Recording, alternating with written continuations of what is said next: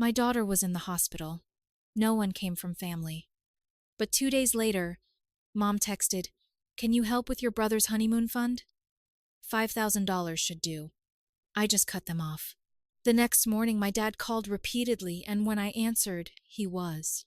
I watched the monitors blink slowly, methodically, like they weren't connected to a 4-year-old fighting for her breath. My daughter, Ela, had been in the hospital for over a day now. Pneumonia, serious enough to keep us in ICU. The nurses were wonderful, but there's only so much comfort they can offer when you're pacing hospital floors at 3 a.m., terrified and alone.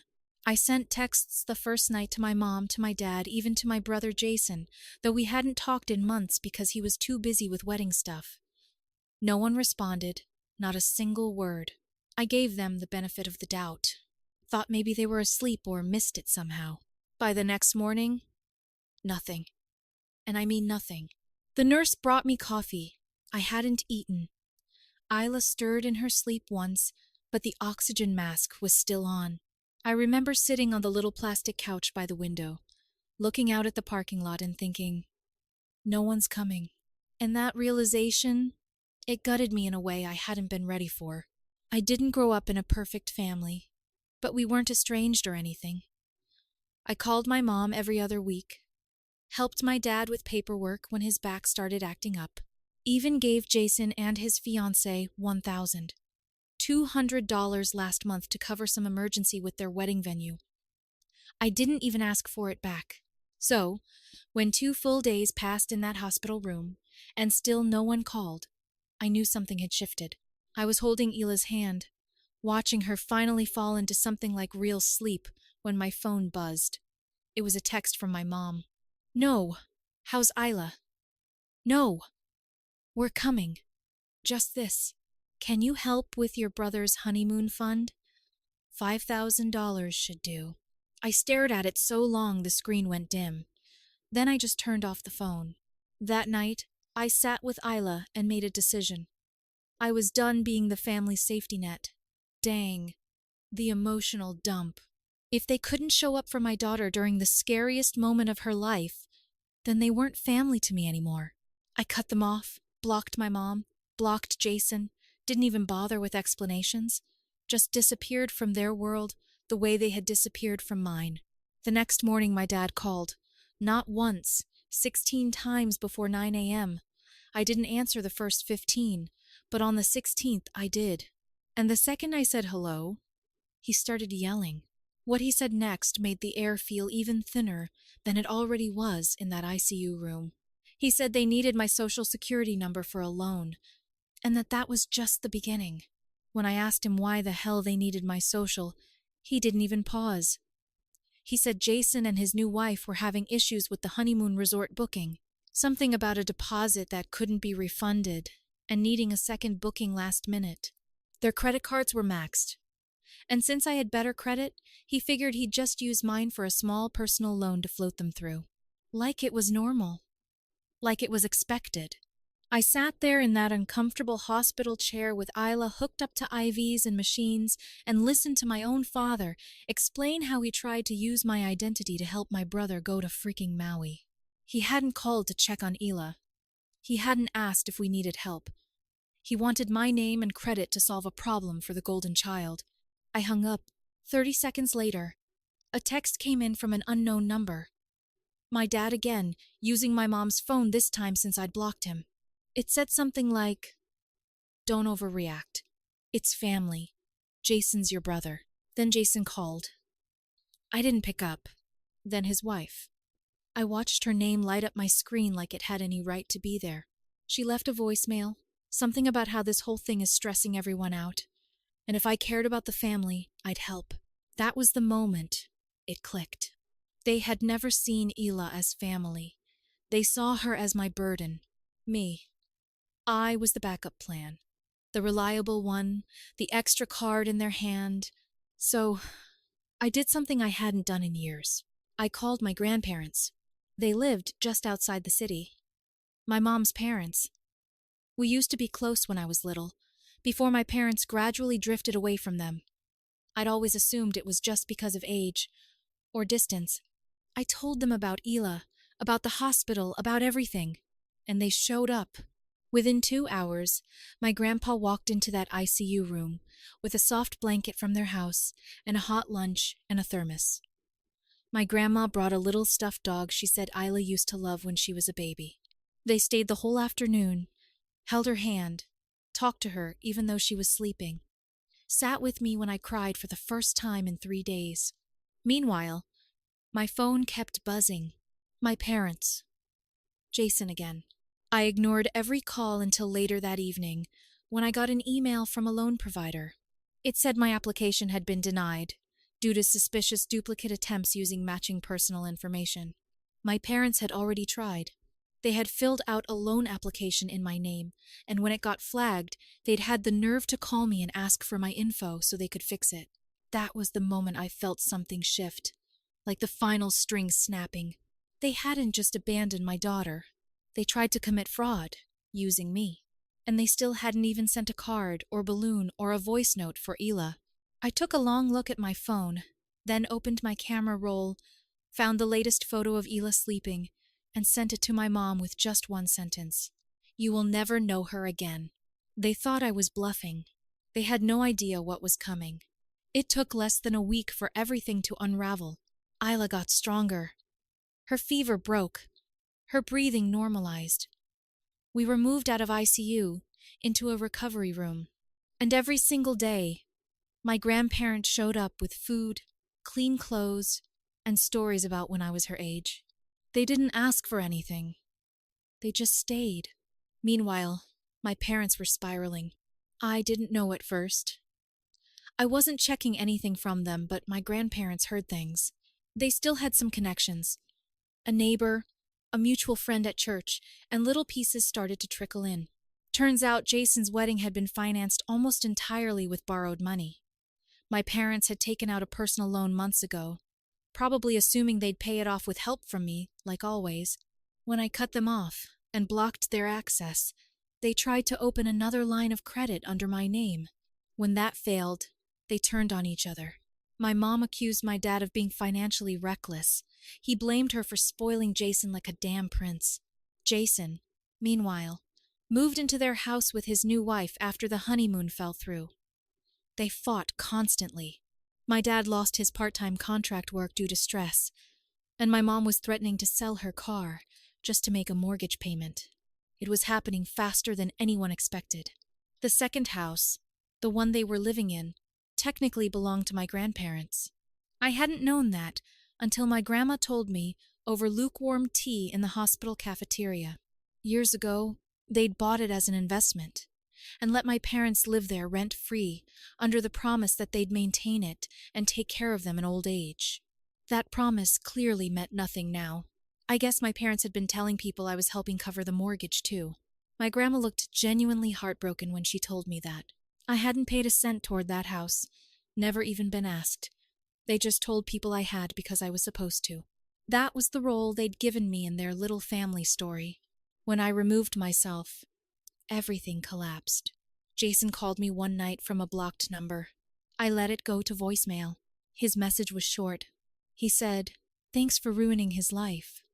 That now everyone knew what kind of sister I was. That Mom and Dad were in a bad place because of me. That they'd probably lose the house." Then a pause, and he added, "But I know your credit score, Jane.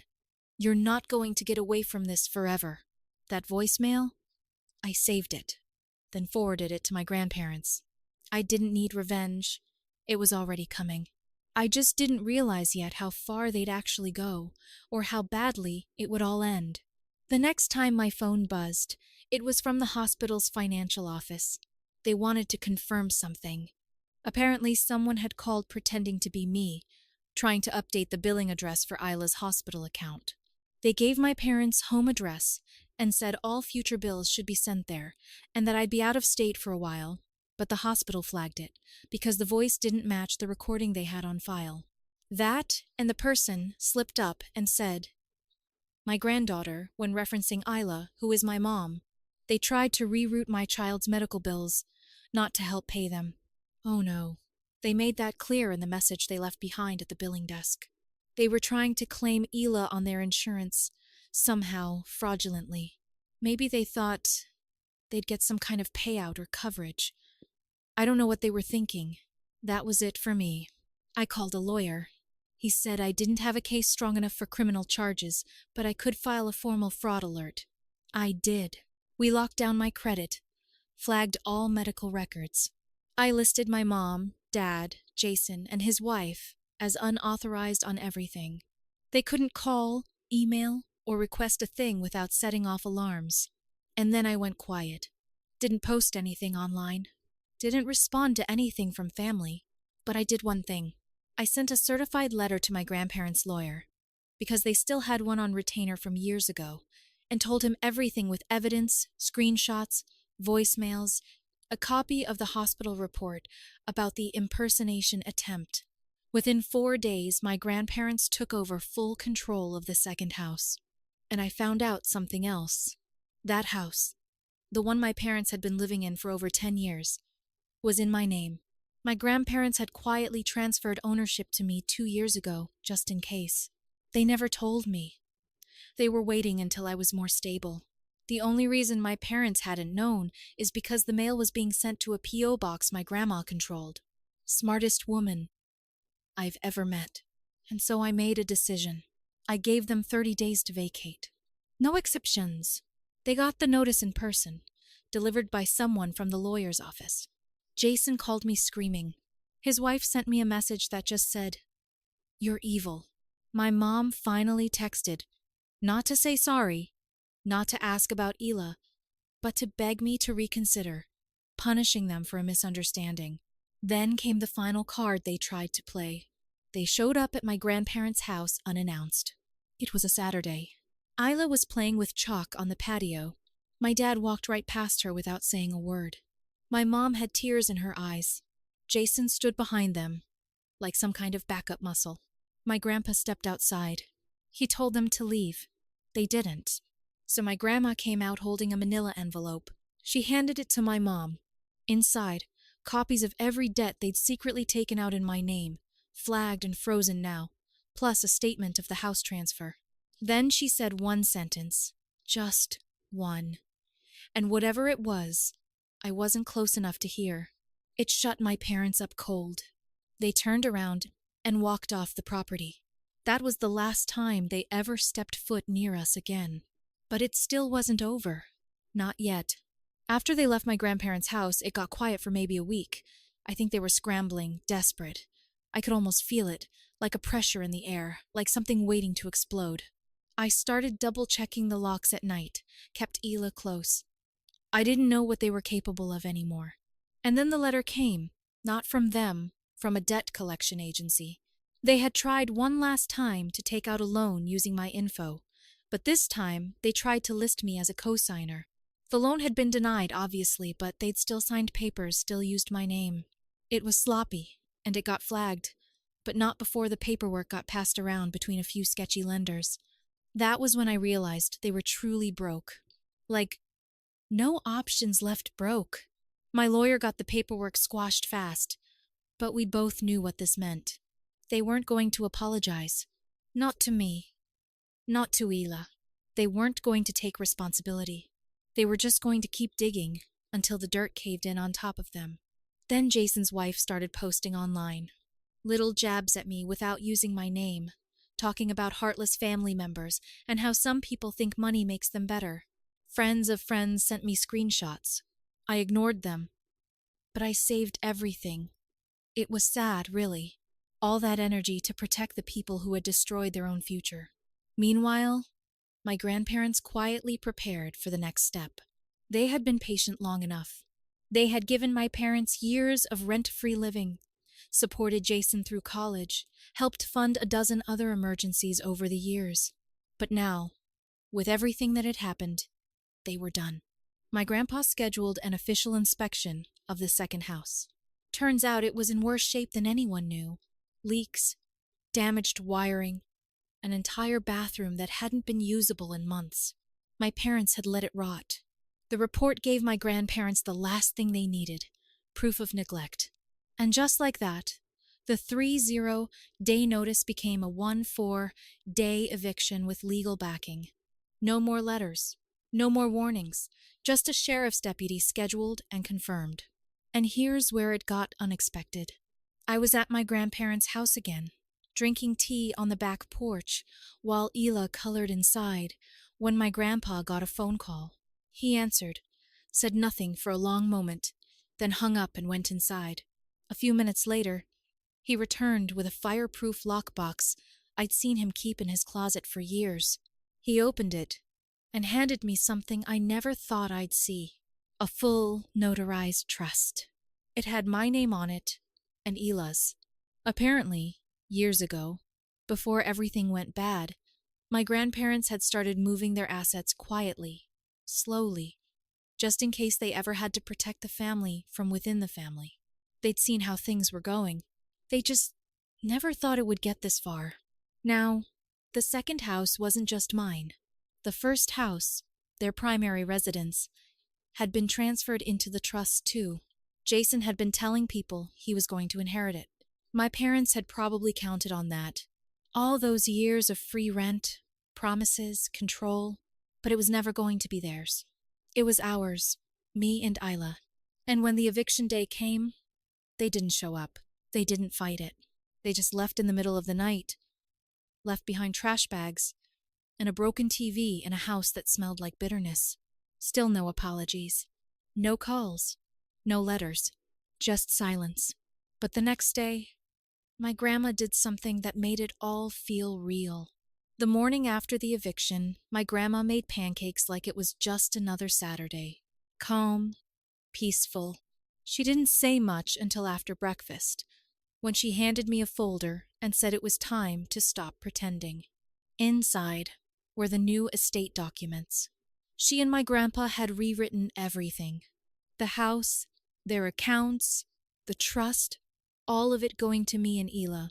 They said it wasn't about revenge. It was about truth. They had watched for years as my parents took and took. They hoped they'd change. They didn't. Later that day, my mom, dad, Jason, and his wife showed up. Uninvited, of course. Probably someone tipped them off. They didn't get past the porch. My grandpa handed my mom a letter. Official removal from the estate. It said they were no longer beneficiaries. Nothing left to argue. Jason lost it, yelling something about betrayal, how they built this family. My grandma just stood there. And then she said, "You turned your back on Jane and Isla when they needed you. You lost your place here." Then she closed the door. They didn't call again, didn't text, didn't even show up for the holidays. But my grandparents did. They bring groceries, help with homework, sit on the porch with me while she plays in the yard. There's no more pretending. This is our family now.